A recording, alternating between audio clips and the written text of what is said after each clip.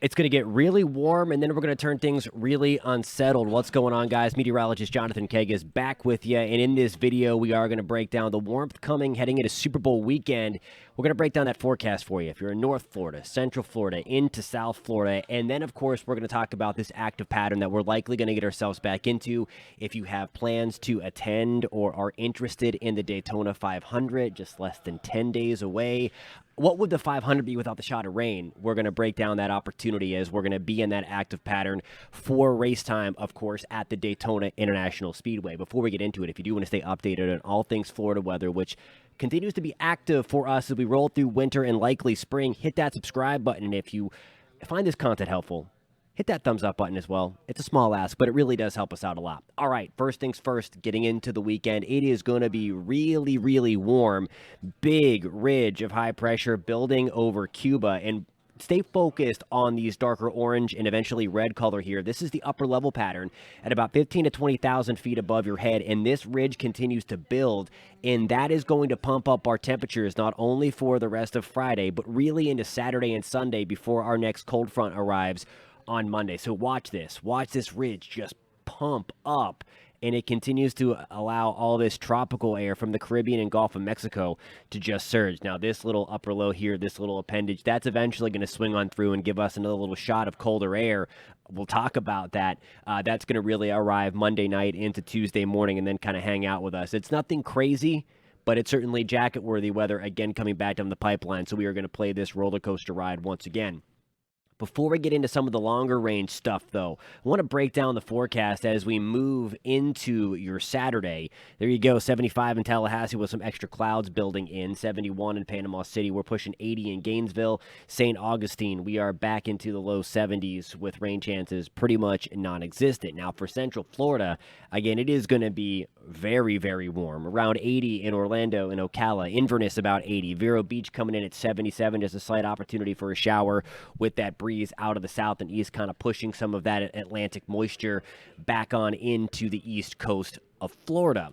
As we move into South Florida, same deal, very, very warm. 81 in Fort Myers, 78 in Naples. Fort Lauderdale, we're checking in at 77. Fort Pierce at 78.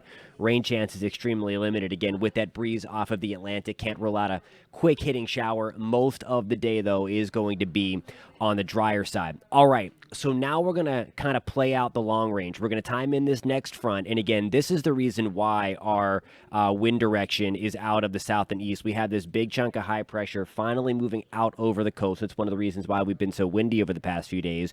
Clockwise flow, again, airflow around high pressure. There you go. That's what keeps the wind direction out of the south and east and keeps that very, very slight opportunity for a stray shower to kind of go through. Rapid firing in after a mainly dry weekend. Here's our next system. Let me get my H out of the way here, as that has been long gone by the time Monday rolls around. Snowstorm potential for the northeast. We're going to be obviously on the warm side of this as a cold front slices through. There's later in the day on Monday, there's 10 o'clock, so rain chances start to go up, especially earlier in the day for the panhandle of Florida on Monday. Middle of the day towards the latter part of the evening for Central Florida, and then really, really late into early stages of Tuesday into South Florida. Now we're going to rapid fire again and then fast forward to Sunday, February 18th. So again, if you're just kind of looking at this, I want you to pay attention here, because this is not for this upcoming Sunday. This is not for Super Bowl Sunday. This is for Daytona 500 Sunday on February 18th.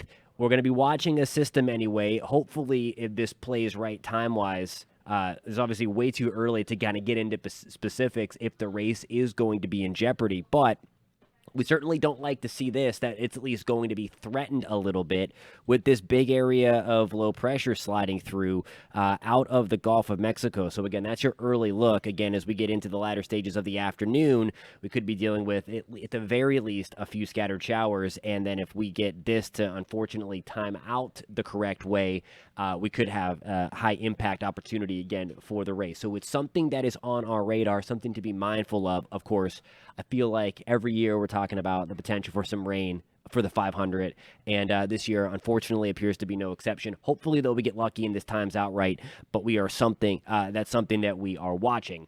All right, so now we're going to go into Tuesday. I mentioned with that first front, kind of jumping around a little bit, back and forth, but I wanted to kind of show you the future radar there, all in one spot, and then kind of talk about the temperatures. So we're going to go back now. This is going to be Tuesday morning, February 13th, and you see some of that cooler air behind Monday, February 12th, cold front. So we're back to the 40s in Tally. Pensacola, what's up? We're at 43 on Tuesday morning, February 13th. Jacksonville back to the upper 40s. Still very warm down here. That front really hasn't crossed yet as of Tuesday morning. Now, Tuesday afternoon, a little cool, 50s coming our way, 60s as well. And if you have plans for Valentine's Day on Wednesday, it gets a little colder in the morning anyway. Tallahassee and especially areas for us around Lake City, Gainesville, likely dropping back into the upper 30s, 40s in Pensacola, a little bit cooler in Miami and Port St. Lucie as well. As we take this out into the afternoon, if you have plans, again, to go to dinner Valentine's Day night, it's going to be kind of cool. You might want the light jacket again. A little bit warmer, relatively speaking anyway, on February 15th on Thursday, back to the 40s and 50s. I don't think we're done yet with these seesaw temperatures. I mentioned about the active pattern.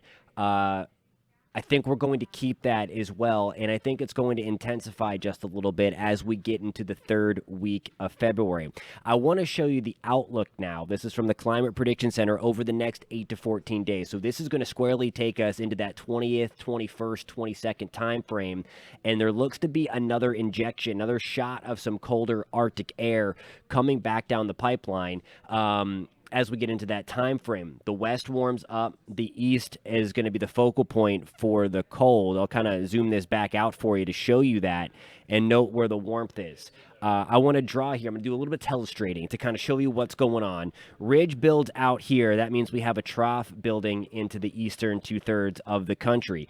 We have the colder air kind of going back down the east side of the Appalachians, and then kind of filtering down into the deep south, including Florida. So if you have family or friends in the Northeast, this is the best pattern we've had for one of those bigger snowstorms over the next couple of weeks. So again, maybe something for them to watch. But for us, what we typically see here are these big areas of low pressure that develop east of the Rockies, traverse through Texas into the deep south, and then work their way back out here. So again, this is one of those active patterns that we're going to get ourselves into as we continue to warm things back up now, as we've broken free from our climatologically speaking warmest, or coldest, I should say, time of the year. The sun angle starting to get a little bit higher. Notice the daylight starting to increase. As we can build a little more instability, we're going to be under the gun as we move into February and into March for that severe weather threat. One of the things, again, I want to say for the most part, especially from the Central Florida perspective, I know North Florida, we've gotten rocked with a couple of rounds of pretty nasty tornadoes because we've been able to generate some of that instability as the winds have kind of been this direction and brought in some of the more unstable air that resides over the Gulf.